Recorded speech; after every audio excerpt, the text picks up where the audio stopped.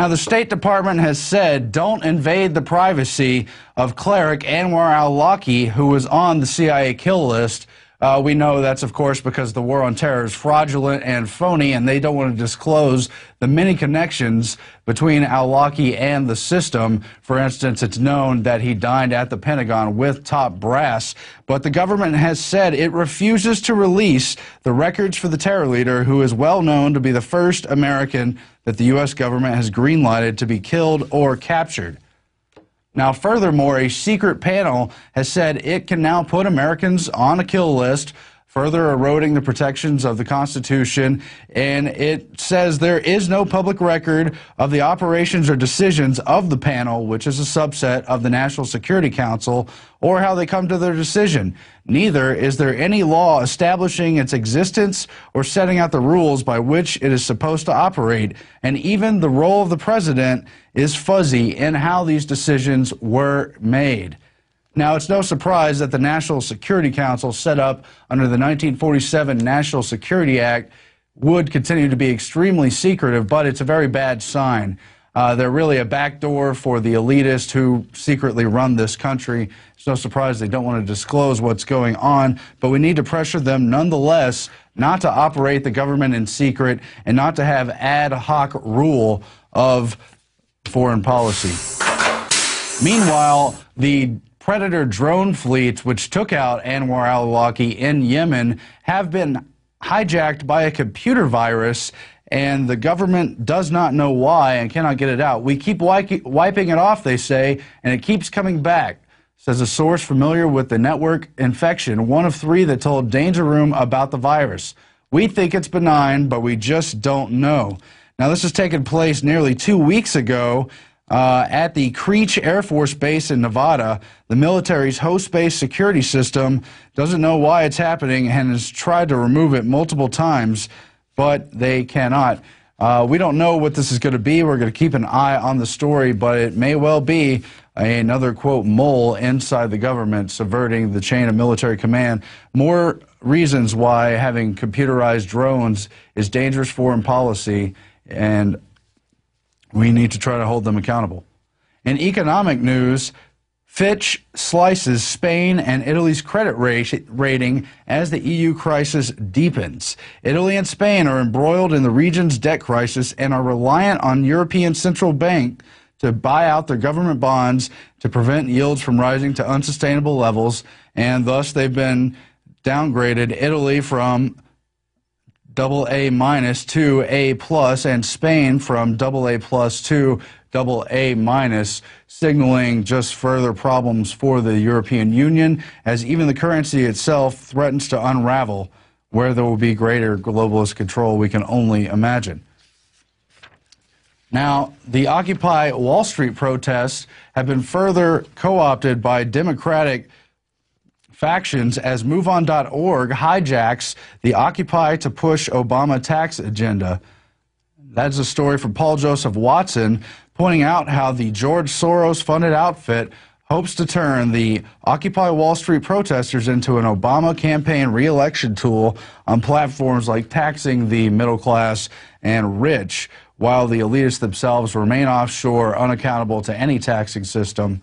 And it's really dangerous because Obama clearly is hoping that, though he's politically dead at the moment, he could be revived by a populist movement and kind of trigger a class warfare scenario. That is something that Rand Paul has also warned about. This story is on the Drudge Report tonight. Rand Paul, Obama's rhetoric could turn Occupy Wall Street protest violent. And we have a clip here. We're going to check out his words right now. Senator Rand Paul. As far as this Occupy Wall Street movement goes, you know, I see it sort of like a Paris mob. I see the president's rhetoric of envy and inflaming the public and saying, go get yours because rich people don't deserve it.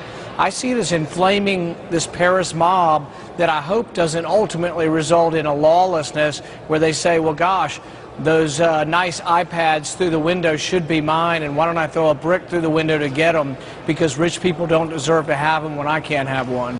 Now, Rand Paul is warning because, of course, Obama and the Democratic factions are trying to hijack the Occupy Wall Street protests for themselves.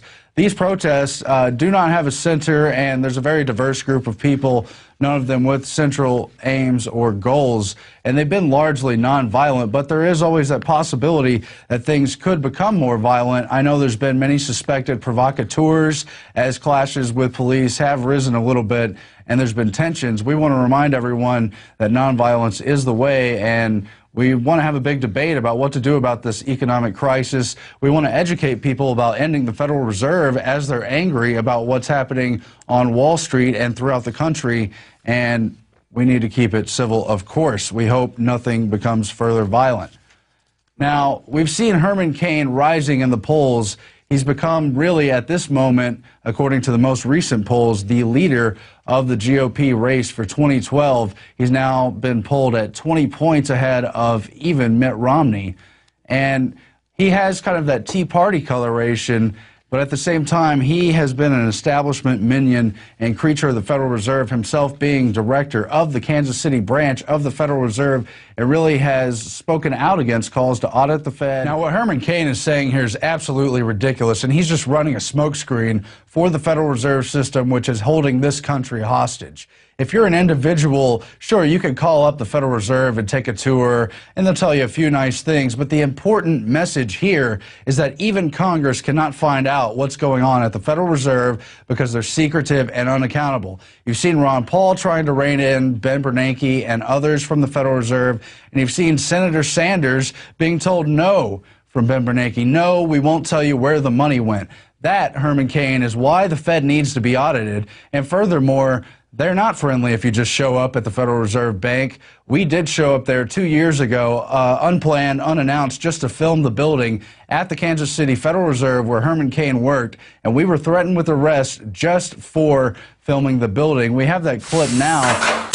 Now, just to explain what's going on in this video, myself and reporter Rob Jacobson were outside the Kansas City Federal Reserve, not on their property, but several hundred yards away in a World War I memorial public park. Yet we were threatened with arrest just for failing to identify, we were, quote, doing nothing wrong, just filming the Federal Reserve Bank.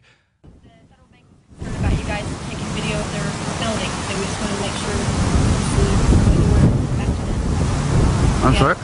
We were just seeing who you were and what you were doing. What's your name? My name's Aaron. Okay.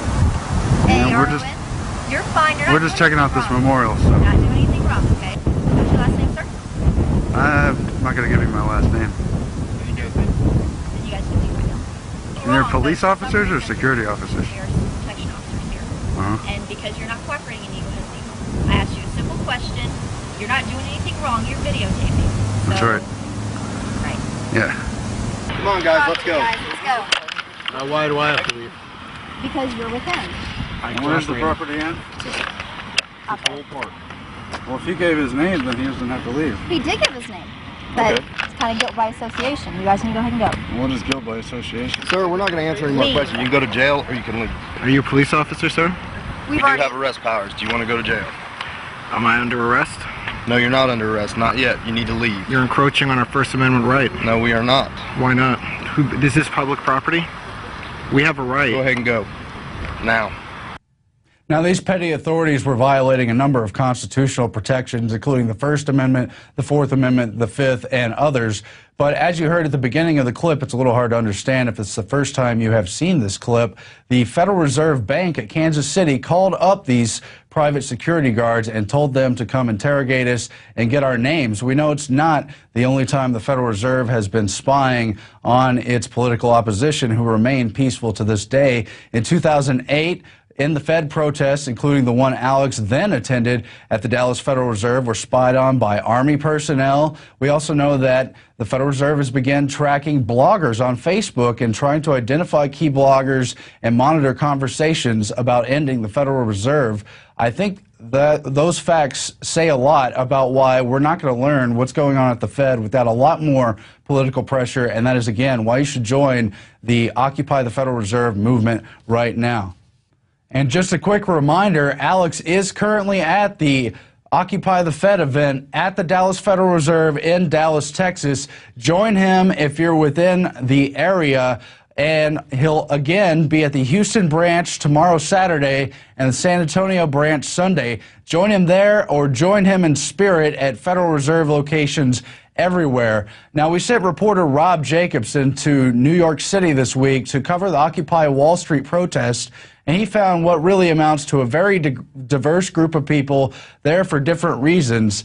And we really need to reach out to those Occupy Wall Street people and try to show them that the Federal Reserve is the most central, most important issue of the larger economic crisis debate. Let's roll some of that footage right now. This is Rob Jacobson for Infowars.com. I'm standing here at the Occupy Wall Street event. This is the day that the unions are supposed to show up. What we've been finding over the last couple of days is that there is no one central organized structure here, no one message. All the reports on the news showing communist signs, we have not really been able to find many. It is my estimation that the news has been cherry picking very selectively, showing communist kind of rhetoric. It's few and far between people talking like that. Have you seen any communist signs that they've been showing on places like CNN or other media outlets? Yeah, and then I see a lot of socialism signs, and then a guy has a "Don't Tread Me" flag. Everybody brings their own sort of whatever over here. This is a movement that is really non-sectarian, and a lot of the cult left, the sectarian left, has tried to come here and sort of hijack the movement. If I start saying I'm a communist or something, right away, 99% of the average citizens in the country are immediately hostile. I think the government and the bankers, we just need to tell them to go sit down and we can do it ourselves. If you want to know what's going on down here, get your ass off your couch, come down here and talk to people. You don't have to sit there and have it be interpreted to you by social purveyors, by economic purveyors who are going to break it down for the masses. People are pissed off and they came down here looking for the truth. You know, if the news picks up on one and just zooms in and just keeps it there, you can't believe it. It's just going to be a lot of signs all over. What is your feelings on a communist solution? It's ridiculous. I don't agree with any of them. 5 minutes! 5 minutes! We're going to start marching! There you have it, folks. They just announced the march will start in 5 minutes. We'll keep you up to date. All day, all week! Occupy Wall Street! All day, all week! Do you feel that a communist solution is the answer? No. No, of course. Occupy Wall Street!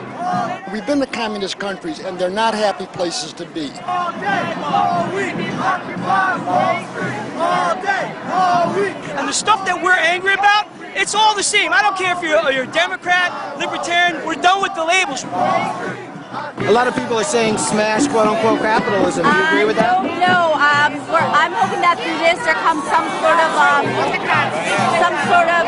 not answer, but some sort of, I don't know, maybe making way towards an answer, that solution. I don't think it's that easy to say. So, as you can see, it's a very diverse group of protesters, many of them well outside of the left-right paradigm, and we've seen that. Many of the protests around the country under the Occupy banner, whether it be in San Francisco or in Dallas yesterday, have embraced the "In the Federal Reserve" message and are participating in the occupation of the Federal Reserve branches around the country. And we want to continue to welcome people of all stripes. Ending the Federal Reserve is not a partisan issue, although we have seen the Democrats and Obama trying to co-opt this general movement back into the left-right paradigm, just as the Tea Party movement was co-opted back into the GOP. We want to break through all that as much as possible and remind people that the Federal Reserve is the important issue.